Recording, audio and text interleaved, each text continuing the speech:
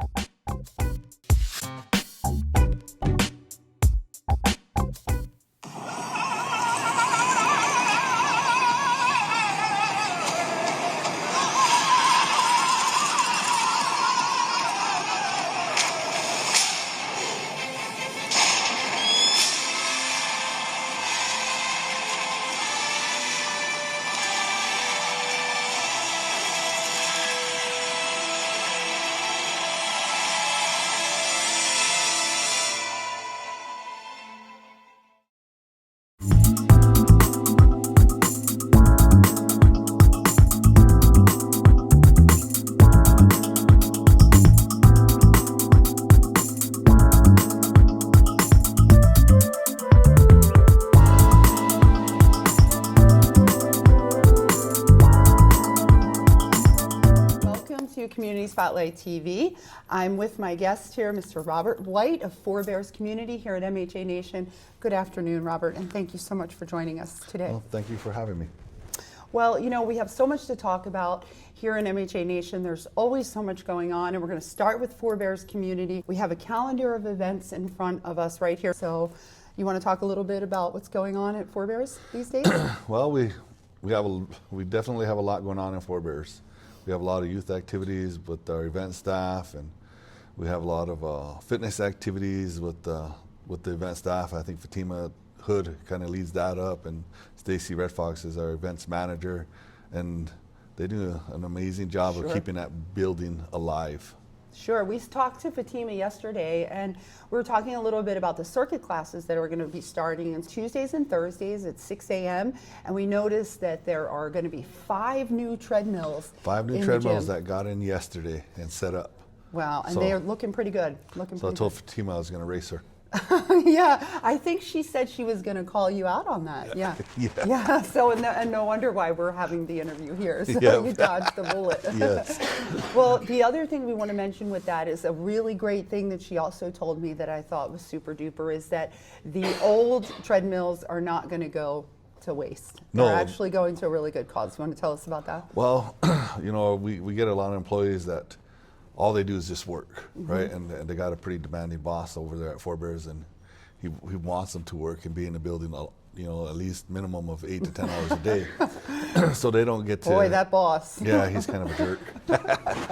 But what we're gonna do is we're gonna do a blind auction, kind of like what the state does, and everybody's gonna put in a bid, and the highest bidder will get first selection.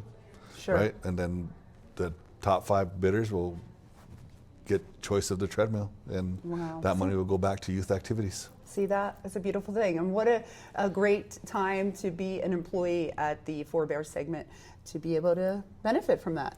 Oh yes, it should be a great asset for our employees. Sure. We're looking at the calendar, and you can actually go on the website. You can find out all of these activities, but we want to just touch a little bit on the run that's going to happen in Forebears Community, usually starting over by the dialysis center, running across the bridge to Crow Flies High, and then back. And so run and walk for kids. Well, and this is encouraging everybody to get out there. The one thing I love about the runs or they're runs and walks. So you don't have to do the run, but you still usually get a t-shirt or something for participation, and it's a great way to keep up with the health and wellness. Yes. So we want to talk a little bit about April, because April is Easter, and it's coming up pretty quick. And we know that Forebears does an amazing job for Easter, and we know you got something cooking amazing for us this season. Well, we're going to do something a little different that I don't think has been done on a reservation, so to my knowledge anyway, but the staff came up with an amazing idea of we're going to take maybe hundreds of eggs, 300 to 400 eggs, and lay them on a gym floor.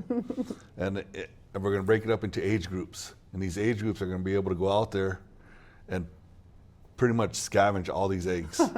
And each side of these eggs, there's going to be candy, There's going to be some eggs with some $1 and $5 bills in there, and there's going to be the golden ticket eggs. Golden ticket, guys. So based on your age group, you're going to have, we set aside an hour. I don't think it's going to take an hour to pick up probably about 400 eggs with the amount of kids we get. Wow.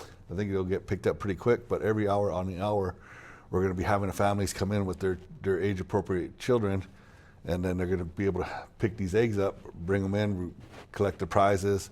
Then we're going to be serving soup and sandwiches from the start until the end.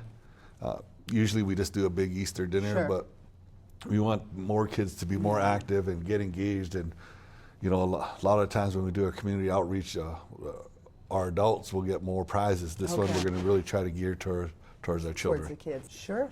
Great. Well, there you go. So that's going to be our Easter activities. Lots of athletic things going on. We know that the girls volleyball that has started, there's co-ed volleyball that is going to be happening, teams of 6, and you're welcome to put your team together and contact Fitness and Rec about that. And so the other thing is dodgeball. This is going to be starting at the end of March, and I don't know that I've seen dodgeball before. I may have missed it last year, but so is dodgeball a thing at Forebears? We had it for I think 6 weeks last year and the year before. So let's talk a little bit about what's going on with the elders.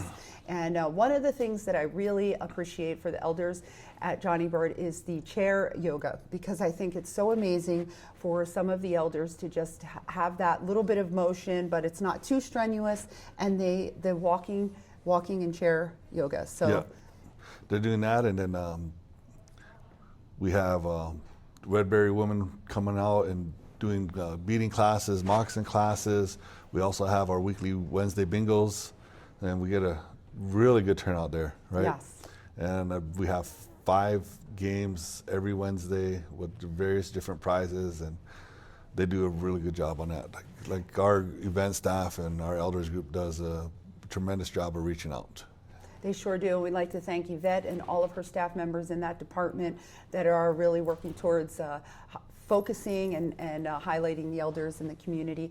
That elders walking, the elders moccasin class, we've actually done an interview with a Redberry woman and talked to Fatima and had an opportunity to see the moccasins, and we also play that on Community Spotlight TV, so that's a great program. I only wish I would have been able to sit in class and make those moccasins and have to pray for the patients to be able to. Oh yeah, that takes a lot of time. But one of the things that I really want to highlight is our HVAC program. Okay. Right, so all of our elders get free HVAC services. We go in there and we do a winter startup and we do a summer startup. Anytime they have a problem with their furnace, we go in there and we repair it at no cost to our elders. And I think my first year when we started this program, we had over 500 service calls our first year. Oh, wow. And we got into a lot of preventive maintenance. This past winter, I think we had 15 service calls. Wow. Because all that preventive maintenance long-term saves the community money. Sure. So these guys do an outstanding job. And we also provide that service to all of our segment members, and all they have to do is pay for the parts. So just a reminder to check the Forebears website for all of these upcoming events, activities, to get more information about Easter, and keep an eye out, because you guys are very good at posting and letting the community know. And one of the things that we always fail to mention is our community church.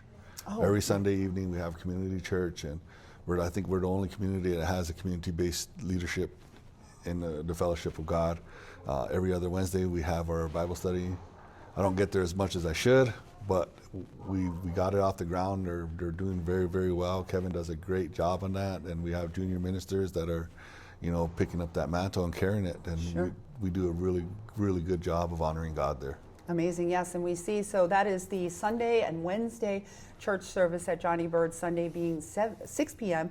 I believe the Bible study on Wednesday is 7 p.m. Well, I don't know if you guys know MHA Nation, there are 6 segments, and Forebears is right in the heart of, where the peninsula is, the lake is here, there's so much here. Really for when tourists come, this is what you would call prime real estate, prime location.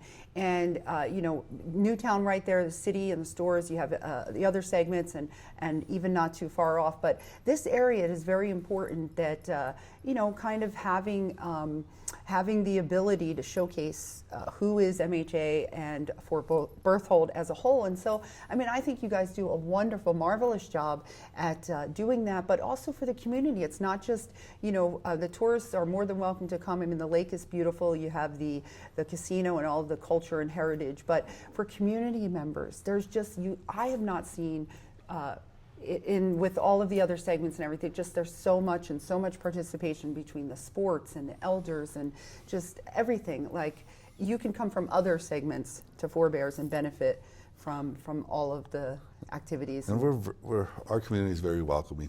Right. You know. Yes, and very welcoming. We're not Four Bears only. Right. We're still all MHA Nation.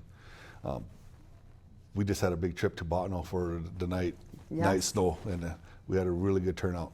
We're going to be able to, next year, right, we're going to be able to expand our footprint on that, because we are getting a new bus here at the end of this month. Oh, so wow. we'll be able to double the amount of people we take on our off-reservation trips. So it's going to be a nice thing to have. Sure. Yeah. I mean, if you have a child or a teenager, there's always something going on between the Botno trip, the movie trips.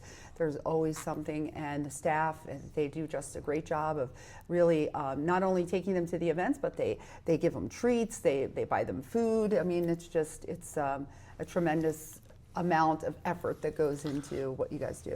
And a lot of that cost is picked up from our local C-store. Oh, okay. The East Way C-store right now is under the segment management. 100% of the profit goes right back into the events that we're doing. Amazing. So we're not, any dollar we make out of there goes right back to youth activities, right back to elder activities. So if you guys are out there and you're shopping, you know, before you go to Minot, stop at our C-store. Sure. Spend our dollars here so that we can utilize that money to take care of our youth and our elders. Sure, and I'll remind you that on Fridays, if you want to try a really great brisket, most of the time the brisket is there on Friday, and you might not know about it, but I would highly encourage you to step in. And today is Friday, so maybe you have to go in and check, and they put the brisket in a smoker. It's a whole thing. So. Yeah, Zelinda does a great job. I mean, our kitchen staff, they go out of their way to make one good meal, right? We obviously sell the C-store food, but they do a lot of good home cooking there. Yeah, amazing. Good. Well, we won't keep you much longer. We just want to touch on, we're talking a lot about what's going on in the community, upcoming events, encouraging you to check out the website or stop in Johnny Bird anytime. And also, as far as the community center is concerned, there's always availability to, if you have a party or event, maybe consider having it at the Johnny Bird. The community room is wonderful there. It's a great venue for events. And, we talked a little bit about your background, and, there's big things always happening in MHA Nation in all of the segments. And we noticed on Facebook recently that you had a pretty prominent visit to, Washington, and seems like something great might have happened there and that you might want to share with us. Well, we had to change the leadership in the federal level, and we knew there was going to be some changes that were going to affect Indian country. So we got on a docket right away, and our Roger and Caesar, and we're utilizing their sources to get us in and have a seat at the table. We got to visit with Senator Kramer. He's such a good guy for Indian country. He really advocates for Fort Berthold, and that visit allowed us to have a say in what's going on, so that he can represent what we're doing here in Four Bear segment along with MHA Nation. We also have one of my relatives, Michael, who's the advisor in Indian Affairs for him. He's an enrolled member from MHA Nation, right? He's a direct descendant from Little Sioux, right? Wow. So that's how I'm related to him, and he does a great job representing MHA Nation and representing our family. Amazing. So able to make connections for progress for the future, and paving the way. Yeah, and I get a little frustrated when people talk about going to DC and you're wasting our time. But when you have your blood relative sitting and has the senator's ear, that's a big win for us. Sure. Michael does a great job representing not just the Rickerell people, but all of MHA Nation. Sure, and you know what? Having what was it growing up? Or you still hear it? The squeaky wheel gets the oil. Yep. You know, and having a face and having a voice and being present, because sometimes people are just busy and they don't know what your needs are, demands. But you have to get out there and voice and let them know and remind them, hey, we're here, we're still here.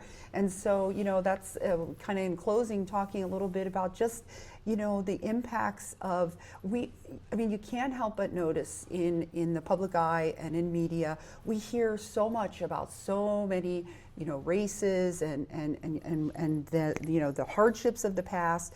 But if you really take a good look, you're going to see in the Native community and the people that were here first, you're still hearing the least. There's still a least amount of movies, the least amount of publications, and the least amount of people that you hear. I mean, in athletics, in politics, in all of these places, where are Native Americans? Where is the Native voice? And so when you have an opportunity to speak or be heard, you got to take it. You got to take it. Right? And you can't sit behind closed doors and complain. You got to go out there and advocate. And we've been doing that very regularly. And we have a really good relationship with our federal government as far as forebears is concerned. So when we go down there, we try to advocate for the tribe as much as we can, but really we're advocating for forebears. That's amazing, yeah. And these projects that we're doing, the 75% cost coverage of the water intake, that would have never came without going up there. We're the only reservation to do, we're the first reservation to do a cost share with the state, right? We're the only non-city or county to get those dollars allocated to us.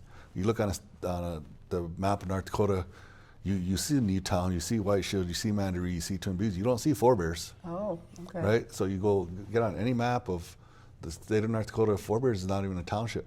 And we've gotten, what's going to allude to about $23 million from the state, and we're not even a township, and we're not even a county.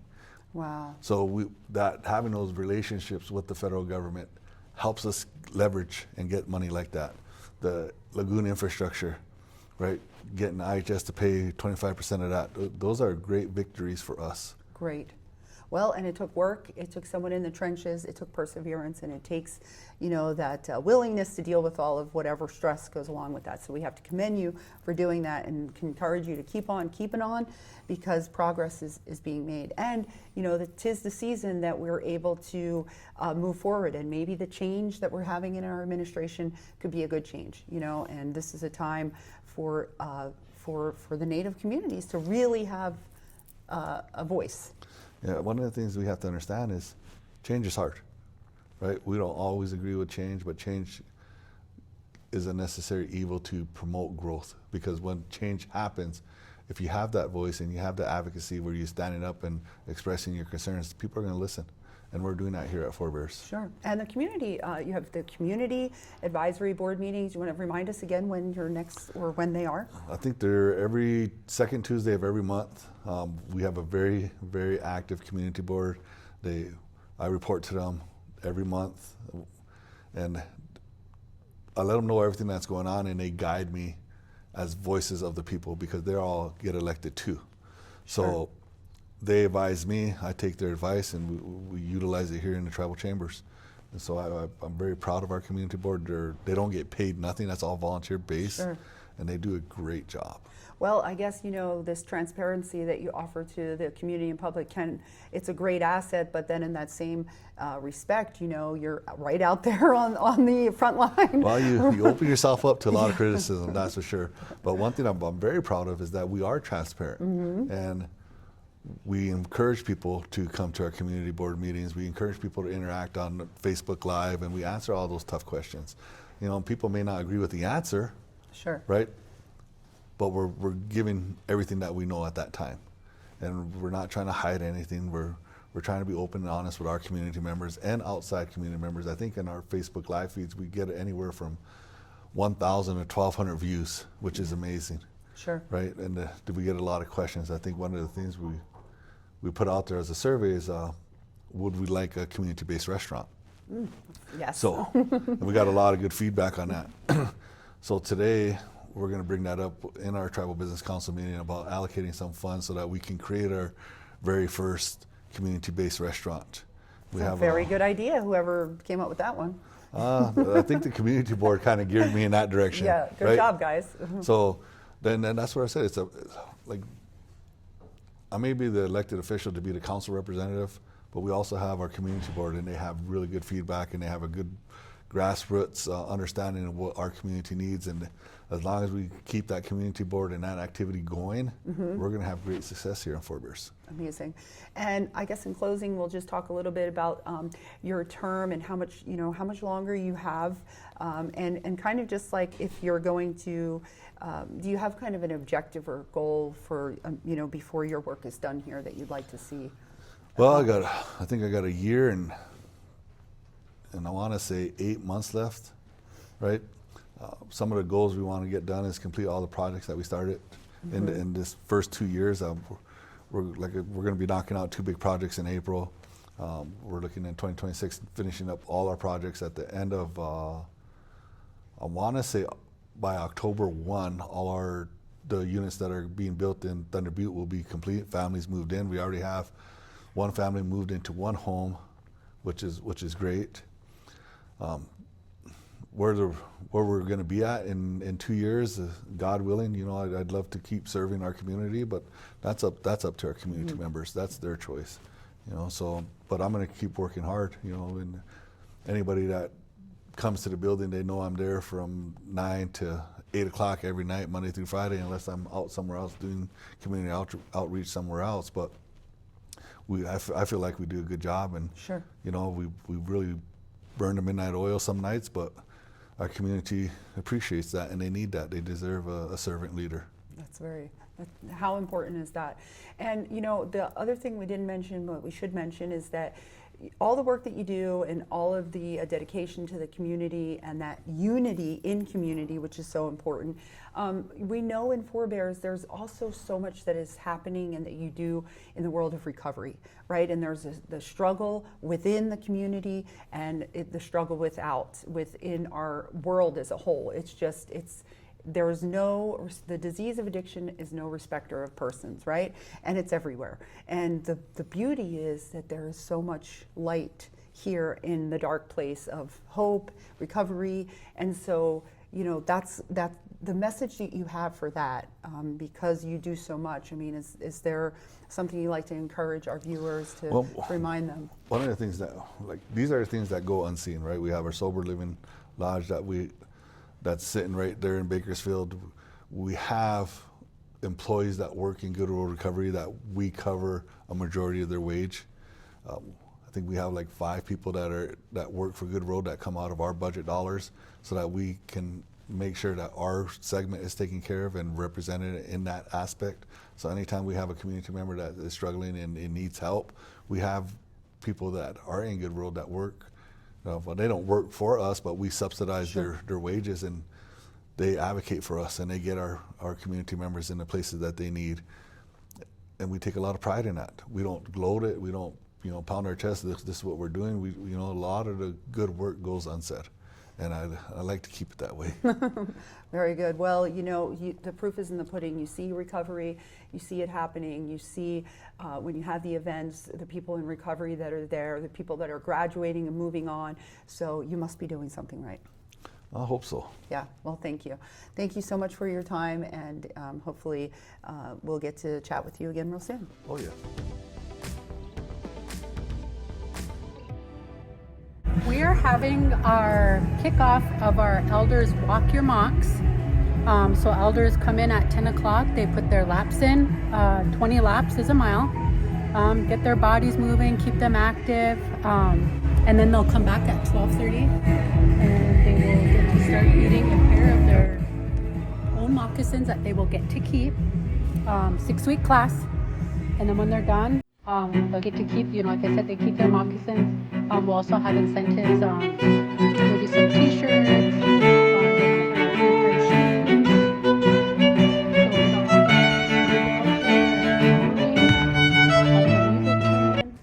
well, we actually had one walking club prior, and we had 2 finishers who earned a pair of Hoka shoes. It's just to keep, the elder, we have one vessel. It's, our bodies as we get older, things change. So just to stay healthy and active and, you know, keep moving. And one gal I had mentioned today, she said she used to walk like 17 miles a day when she was in her younger years. And she would, she was like worked in the casino somewhere, and she said, now that I'm older, I don't do nothing and I need to do something. And so here's our, you know, walking club, and she was glad that we started this. And she said, and I get to have, you know, my own pair of moccasins. So it's good for them. I'm enjoying the first numbers here.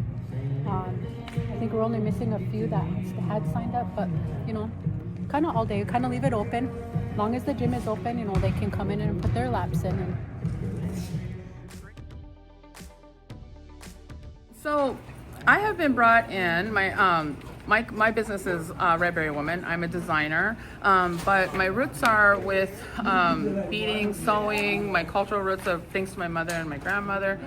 And so because of this background, Councilman White has asked me to come in and work with the community members to make moccasins, or just basically learning to bead, you know, something to do during the wintertime. This was our pastime, was to get together and bead and to visit and to, you know, just kind of take that time to be close and to get ready for the summertime. So the elders today are making moccasins that I'm hoping everybody will be wearing come summer. So that's what we're doing. And then we do have other classes coming up at the end of February that will be more for the, well, actually it's actually open for anyone over 15. They can come and they can bead whatever it is they'd like, whether it's going to be a hat or a gown, or because we have graduation coming up. A lot of people want to learn how to do those types of things. So that's what these are for. We're just trying to make it a little more available for people to just start the process. Sure. And you never know, you might be an expert moccasin maker. You know, you never know. So it's really cool to see everybody coming in and trying something and getting to visit and staying out of the cold. We have there's a pattern making, and of course I always tell people I'm not an expert at this. This is just what my grandmothers have taught me. So we make our patterns. We are fortunate to have one of the community members who, she had a hide, and it's a moose smoked hide, and so she let us use this for the project, and I'm so excited because it's really hard to get a hold of such good hide. So, but you cut your moccasins out like Carmen's doing there. The ladies are now on the part where they're kind of getting an idea of how they want their moccasins to look, so they're starting to draw their designs. Some people like to make moccasins that are representational of the tribe they come from, and some are wanting to make some that are just a little more representation of their own art. So we encourage either way. But once they do that, it'll be the next 6 weeks. We're just going and helping them get that project done. And like I said, hopefully come spring, summertime, we'll have a bunch of new moccasins walking around. So that's basically it. So.